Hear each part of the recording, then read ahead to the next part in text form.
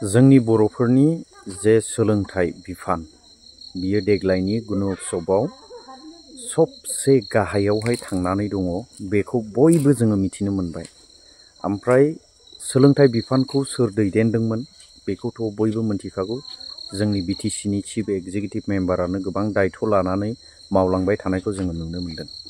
दा रायजोफोर बिनि मेन रिजनखौ जोंनि दुलाराय बर' फरायसा आफादा गुवारै सावरायनायनि गेजेरजों दिनैहाय डिक्लेयार होबाय। बे डिक्लेयार होनायनि गेजेरजोंहाय नेक्स्ट गुण'त्सवआव जोङो माबायदि लेभेलावहाय थांनो गोनां जाहैगोन नैबेखौ नोजोर लाखिनानै बेवहाय गोबांथार बाथ्रा हाबनानै दं। जोङो गाव गावनि गथ'फोरखौ बयबो फरायसालियावहाय फोरोंगासिनो दङ आरो फोरोंनायनि गेजेरजोंहाय जोङो जौगाथायखौबो बिमा बिफाया बयबो हास्थायो। रायजोफोर बिनिखायनो बे भिडिअखौ जोबजासे नोंथांमोना फकास खालामनानै नाय आरो बुजिनानै लाथारनांगोन। बेखौ बबेबा मोनसे पलिटिक्स एंगेलजों बा माबा मोनसे सार्थ लबियानि थाखाय नोंथांमोना नायाब्ला गाहाम जागौ आं बेखौ सानो आरोखि। नै दिनैहाय जोंनि दुलाराय बर' फरायसा आफादा गुवारैहाय माखासे फोरोंगिरिफोरजों सावरायनाय हाबाफारि लादों। बे सावरायखांनायनि उनावहाय मा मा थांखि बिथांखिखौ लाखो आरो मा मा सरकारनि सायावहाय बिथांमोना नारसिनखो नोंथांमोना स्पष्ट बुजिनो हागोन। दुलाराय बर' फरायसा आफादा दिनै मोनसे गोनांथार सोलोंथाइनि सावरायनाय जों हाबाफारि लादों। बिटिआरआव थानाय उदालगुरि, बाक्सा, चिरां, क'क्राझार आरो बेयाव तामुलपुरबो दङ। जथायै मोनबा जिल्ला, बे जिल्लानि गासै 320 लवार प्राइमारि, आपार प्राइमारि आरो हायार सेकेन्डारि हाई स्कुलनि टिचार्सफोरखौ जों हांख्रायदों। गासै 18टा ब्लक एलिमेन्टारि इडुकेसन अफिसनि सिङाव थानाय फोरोंगिरिफ्रा बेयाव बाहागो लादों। बिथांमोननिफ्राय जोङो बिथांमोननि अबजारभेसन, बिथांमोननि मतामतखौ जोङो दिनै लादों। मेटारा जाहैबाय जे थांनाय 2025 मायथाइनि गुण'त्सवआव बर' बिजोंनि सोलोंथाइ आरो बिटिआर ओनसोलनि जि गुण'त्सवनि जि मानदान्दा पारफरमेन्सआ बे पुर जादों आरो बेखौनो फेक्ट फाइन्डिं खालामनो थाखाय जों कनसालटेटिभ मोनसे डिसकासन लादों। आरो बेयाव जों बयबो मिथिगौ जे थांनाय एक बोसोराव इन्सपेक्टर अफ स्कुल डिअ उदालगुरियाव, बाक्सायाव, क'क्राझाराव निल जानानै दङमोन। दा बे मोनसे जोंनि माने नुनाय जि बिथिं, बेयाव टाइम मथे टेक्स्ट बुक मोना। बे दिनै 2025-26 एकाडेमिक सेसना जागायबाय, टेक्स्ट बुकआ दाबो बर' मिडियामनिया फैजोबाखै। गुबुन मोनसे बिथिङा जाहैबाय जे गोबां स्कुलाव एलपि, इउपि आरो सेकेन्डारि हायार सेकेन्डारियाव पस्टआ भेकेन्ट जानानै दङ। 8 जन 10 जन साब्रै गाहाम पस्ट भेकेन्ट जानानै दङ। माखासे टेट एपइन्टमेन्ट जाबाय, माखासे जायाखै।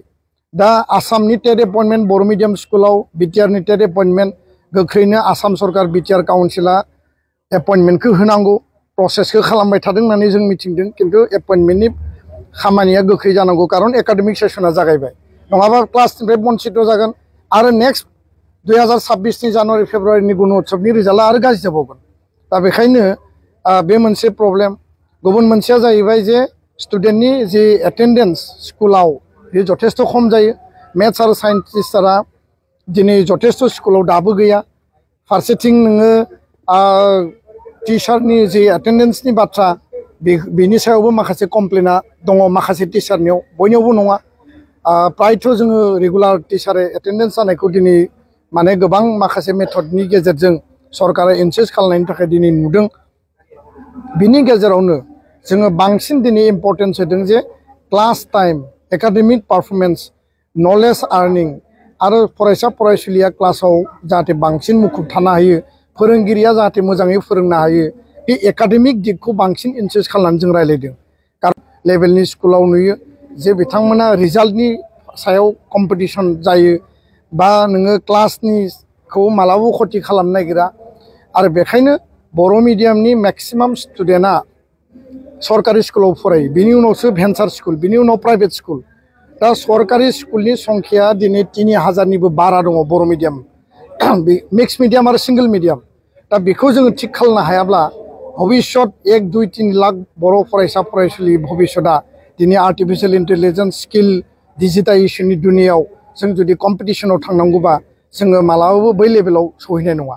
दा बेखायनो टिचार्सफोरनिफ्राय आरो गोबां लेभेलनिफ्राय मोनसे कमप्लेन दङ जे सिंगल टिचार स्कुल बे सिंगल टिचारखौ सरकारा ट्रेनिंआव सरकारनि गुबुन गुबुन खामानियाव बाहायो सेन्सासाव बाहायनाय बा नोङो इलेक्शननि डिउटियाव बाहायनाय बेथ' मोनसे आलादा दिग बेयाव मेन पावारनि प्रयोजन जायो सरकारा मोनसे नीतिनि सायाव बेखौ खामानि मावदों बिनि बादैबो बिनि अनगायैबो जिफोर एक्टिभिटिफोराव बिथांमोनखौ इनभल्व खालामनो गोनां गैयामोन गोबां एक्टिभिटि होनानै दोनदों जायनि थाखाय क्लासाव स्कुलाव बिसोर खम सम मोनो बाहेरा एक्टिभिटियाव बांसिन इनभल्व जानो गोनां जायो आरो बेखायनो बे मोनसे गिदिर मोनसे थासारि आरो बेखायनो दिनैनि सावरायनायाव एबसु आरो फोरोंगिरि जे खामानि मावनो गोनां दं हमवर्क जोंनि लेभेलाव मावगोन फोरोंगिरिया प्रपारलि एकाडेमिक क्लास स्टुडेन्टनि इभालुएसन एसेसमेन्टखौ मोजाङै खालामनांगौ लोगोसे गार्जेनाबो रेसपन्सिबिलिटि दङ गार्जेना गथ' गथायनि फरायनाय हमवर्क डिउटिखौ नायनांगौ दङ फरायसा फरायसुलिफोरखौ जों मटिभेट खालामनांगोन जाहाथे क्लासनिफ्राय बाहेरायाव थाया ड्रप आउट जाया आरो बेखायनो जोङो बे गासै दिगखौ नायनानै फैबाय थानाय जुलाइ दानाव एबसुनि इनिशिएटिभआव 5000 टिचारखौ लानानै एडुकेशन आरो टिचार कनक्लेव बर' मिडियामनि थाखाय जोङो जुलाइ दानाव सामार भेकेसनाव खुंनो थाखाय जों थांखि लादों लोगोसेनो प्रत्येक 15 दिननि उन जोंनि आनसलिक जोंनि डिस्ट्रिक्टआ मोनसे एडुकेशननि मोनसे माने सेल बा टीम दानानै जोंनि स्कुलफोरखौ भिजिट खालामनानै बिनि पारफरमेन्सनि सायाव बिनि क्लासनि सायाव स्टुडेन्टनि जे एक्वायर्ड नलेजनि सायाव माखासे एक्टिभिटि लानायनि गेजेरजों जोङो खामानि मावलांनो थाखाय जोङो दिनै थांखि लादों आरो बे सावरायनाया जथेस्थ' इम्पर्टेन्ट आरो एकाडेमिक रिजाल्ट आरो फरायसा फरायसुलिनि जे गियान बे बुथुमनायनि बेलायाव जाहाथे फोरोंगिरिफ्रा बांसिन स्ट्रेस होगोन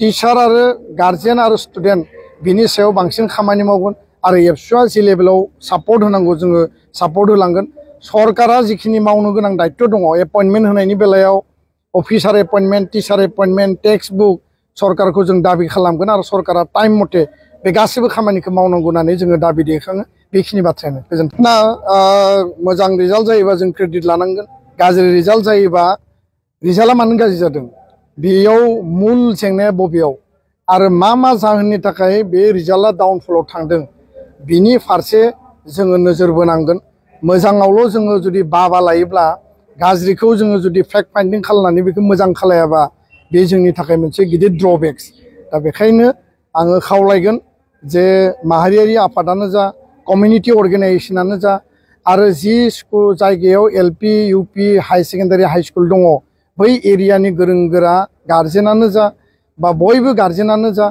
आरो सरकारानो जा जोङो बेखौ रेसपन्सिबिलिटि लानानै बेखौ मोजां खालामनायनि थाखाय जों बयबो दायित्व लानांगोन आरो बे बेलायाव डिपार्टमेन्टआ जिहेतु सरकारा बेयाव मेजर इनिशिएटिभ आरो रल लानांगौनि बिबान दङ होननानै जोङो बुंनो सानो गोजोन्थों।